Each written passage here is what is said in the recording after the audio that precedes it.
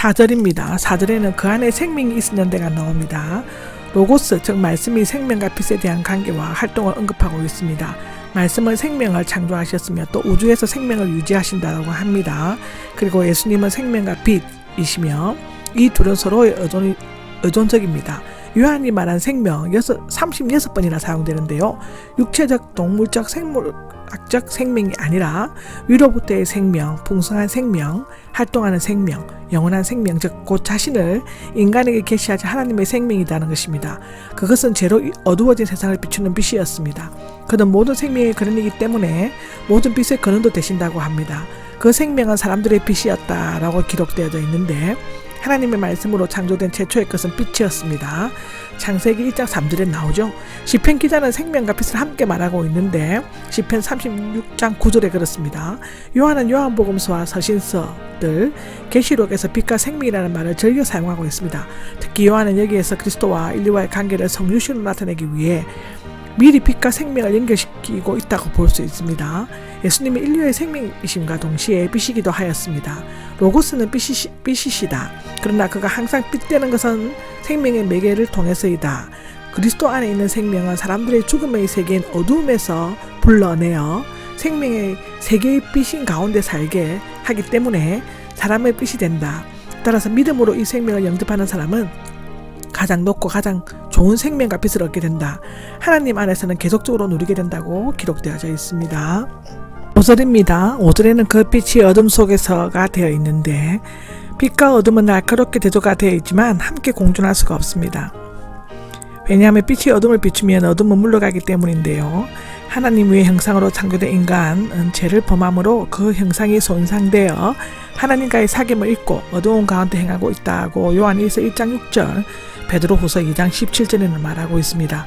그 결과 처음 창조되었을 때 심히 좋았더라. 창세기 1장 31절에 나오고 있는데 그 말씀을 하신 만큼 질서 있고 아름다웠던 세계는 무질서와 혼란 상태에 빠져 함께 탄식하며 함께 고통하게 되었습니다. 로마서 8장 22절에 기록되어져 있습니다. 그러나 어둠 속의 세력이 아무리 강하다 해도 하나님의 말씀이 모든 사람을 향해 비추는 근원적인 빛을 끌어낼 수는 없습니다. 빛은 외부에서 비추지만 여기에서 어둠 속에서 비춘다고 하는 것은 이 제약된 세상 안으로 들어오는 예수님의 성육신 사건을 나타낸다고 볼 수 있습니다. 빛나고 있다는 현재형으로서 과거에서부터 현재에 이르기까지 밝은 빛을 계속해서 비추는 것을 나타냅니다. 어두움은 그 빛을 깨닫지 못합니다. 깨닫다로 번역되어 있는 헬라어에서는 원래 붙잡다, 파악하다의 뜻이 있는데 크게 세 가지를 의미한다고 하는데요. 첫째로는 마음으로 파악하다, 둘째로는 힘으로 파악하다, 셋째로는 불이나 불꽃 등으로 등을 끈다의 뜻이라고 합니다. 요한복음 1장 6절에서 8절은 말씀, 즉 로고스에 대해 직접 보고 증명하였고 마지막에 예언자이기도 했던 위대한 세례자 요한에 대한 기록입니다. 여기에서는 요한의 인격과 사명, 본성이 간략하면서도 상징적으로 소개되어 있죠.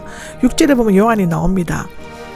하나님의 은혜로운 선물이라는 뜻이며 새 공간 복음서에서는 사도 요한과 구별하기 위해 세례자 요한이라고 쓰지만 요한복음에서는 특별히 저자인 자신과 혼돌될 가능성이 없으므로 요한이라고만 기록하고 있습니다.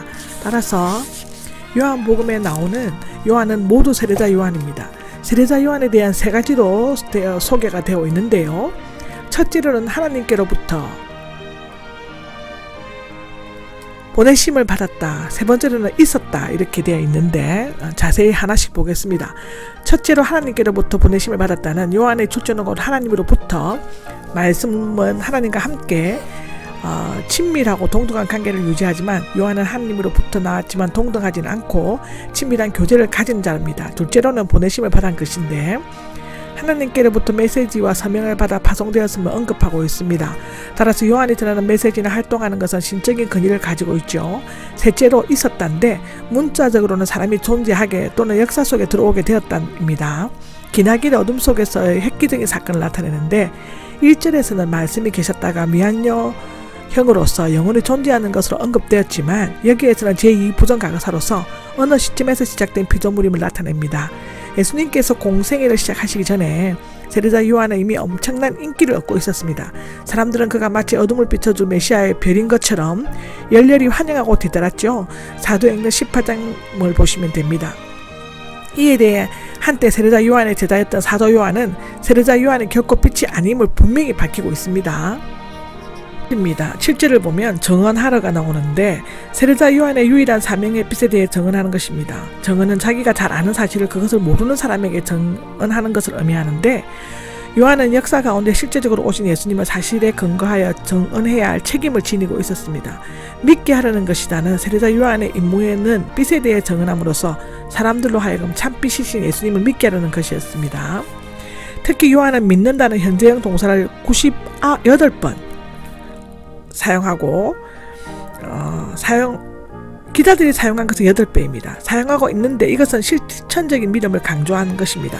그는 성유신 하시는 하나님 말씀이신 예수님을 마치 법정에서 자기가 본 바를 진술한 정언처럼 사람들에게 소개한 최초의 사람이며 여자가 낳은 자 중에서 가장 큰 사람이었다고 합니다. 요한복음에는 예수님에 대한 8가지 정언이 있습니다. 첫째, 성부 하나님의 정언, 둘째, 예수님은 자신의 정언, 세 번째, 예수님의 역사에 의한 증거, 네 번째, 구약의 정언, 다섯 번째, 세례 요한의 정언. 증거나 정언이라는 단어가 50회가 나옵니다. 예수님께서 접촉하신 정언은 그리고 7번째는 제자들과 요한복음서 기자의 정언, 8번째는 성령의 정언입니다. 자기를 통해가 나오는데 3절은 그를 통하네와 같은 단어가 사용되어 있지만 의미에 있어서는 차이가 있습니다. 3절에서는 말씀이 창조의 구체적 사역이지만 여기에서는 그리스도를 전달하는 매개자의 역할을 하고 있습니다. 이 단어는 그 빛을 통해로 번역될 수가 있다고 합니다. 8절입니다. 그 빛이 나오죠. 요한 자신은 그 빛이 아니었으면이라 나오는데 당시 에베소에서는 예수님의 가르침보다는 세례자 요한의 가르침에 대한 평가가 더 높았던 것처럼 보여집니다. 그것은 사도행전 18장 19장에 나옵니다. 아마도 요한은 그것을 정정하고 두 사람 사이를 명확히 해야 할 필요를 느꼈던 것처럼 보입니다. 세례자 요한도 빛이긴 했지만 그 빛은 아니었으며 하나님의 등불에 지나지 않았습니다. 사람들이 요한의 정언을 믿음으로 받아들이게 될 때 보다 충만한 계시의 수요자인 참빛을 믿게 될 것입니다.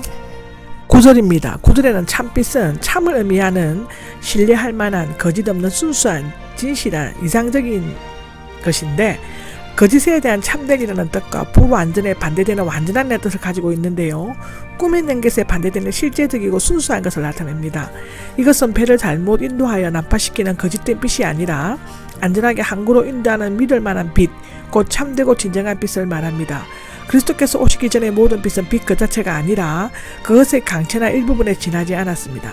세상 원래는 질서 있는 세계, 피조물의 우주와 인간인데 지상에 거주하는 인간, 교회 이외의 세계 등을 의미했지만 때로는 죄로 더러워진 세계와 사람들인 것입니다. 구원이 요구되는 타락한 인류, 하나님을 떠나 사탄의 지배 아래 있는 곳 등을 의미하는데 여기에서는 성육신하신 말씀과 함께 살아가는 인간 세계를 나타낸다고 볼 수 있습니다. 그들은 오히려 하나님을 반역하였고 사탄에 속하게 되었습니다. 주께 속한 자들은 미워하게 되었습니다. 그로 말미암아 빛과 더불어 친숙한 관계를 가지지 못하고 무지수와 혼란을 자초하고 강한 심판을 느끼게 되었습니다. 그러나 이러한 세상이 용서받고 존재할 수 있는 것은 참빛이신 분이 세상에 계셨고 세상이 그를 통해 창조되었기 때문입니다. 특히 그 빛은 세상에 와서 생명의 참빛 대신 그리스도께서 어둡고 제약된 세상에 사는 인류를 구원하기 위해 성육신하신 것을 나타내고 있는데요. 모든 사람, 단수형으로 빛은 모든 사람에게 비추지만 실제로는 각 개인에게 비추는 것입니다. 이것은 각 사람에게 특별한 계시가 주어진 것이 아니라 구원은 단체적인 것이 아니라 개인적인 것임을 나타내고 있다고 기록되어져 있습니다. 10절입니다. 10절에는 그는 세상에 계셨고가 나오는데 이 계셨다는 말씀이 성육신 이전에도 세상에 계속 계셨음을 나타냅니다. 그에게서 생명이 주어지지 않으면 이 세상은 잠시라도 존재할 수 없습니다. 세상은 그를 알지 못하였던데 부정적인 부정각으로서 말씀, 즉 예수 그리스도에 의해 창조되고 유지되는 세상은 성육신의 말씀을 알지 못하였다고 합니다.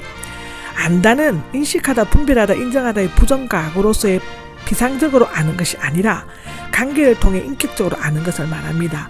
안다는 것은 감각적인 지식과 사물에 대한 지식, 선천적인 지식과는 다릅니다.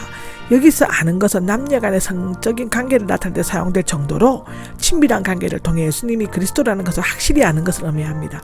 또한 이 단어는 성부와 성자, 목자와 양과의 관계에 사용함으로써 생명을 공유하는 관계임을 보여줍니다. 창조주이시며 구원자이신 로고스 그리스도님께서는 친밀하고 생명까지 공유하는 관계인 인간을 사랑하여 구원하시려고 어두운 죄악 세상에 육신을 입어 내려오셨지만 피조물 인간은 그를 알지 못하였고 영접하지도 않았다. 그들이 창조주를 알지 못한 것은 죄가 가져온 비극적인 결과였다고 기록되어져 있습니다.